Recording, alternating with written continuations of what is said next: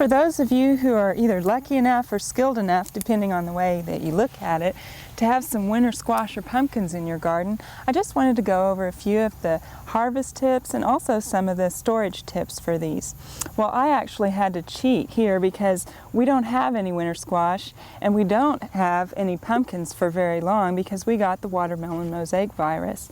But I just wanted to go over how to know when to harvest them, because even though they change color, that may not mean they're mature. And that's really important with winter squash and pumpkins, that they're as mature as they can be. The first thing that you want to look for is to look at the surface of the pumpkin in this case, or the squash.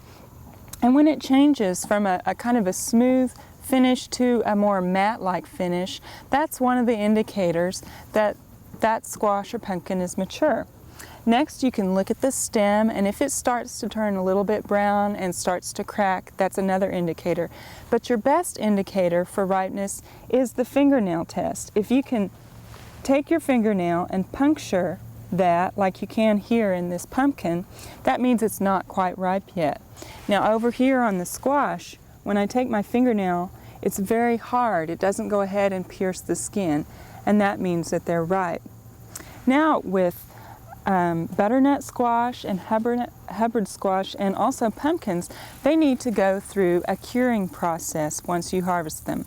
Harvest them with the stem on, and then if the weather is pretty good, you can go ahead and leave those out. They need to cure for about 10 days with 80 to 85 degrees and 80 to 85% humidity, which we really have here. Now, after you've done that, you can then move those to store them at about 50 to 55 degrees and 50 to 75% humidity. Now, acorn squash don't go through that curing process because that actually causes them to go ahead and lose quality. So acorn squash, you just harvest those and put them right into storage. And acorn squash will actually stay good for about a month to a month and a half, so you need to eat them that soon. Now with your butternut and your pumpkins, those will actually store for about 2 to 3 months, and the Hubbard squash, those are the long lasters, and they'll store for either 5 to 6 months, so those are your really good squash. Well, even though we had some difficulties with squash this year, that's not going to discourage us from planting them next year, because you can't beat them for the flavor and the nutrition through the winter. Well, that's all the time we have today on Oklahoma Gardening. Come back and join us next week.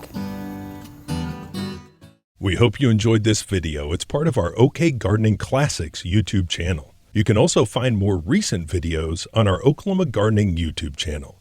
And join us on social media for great gardening tips, photos, and discussion.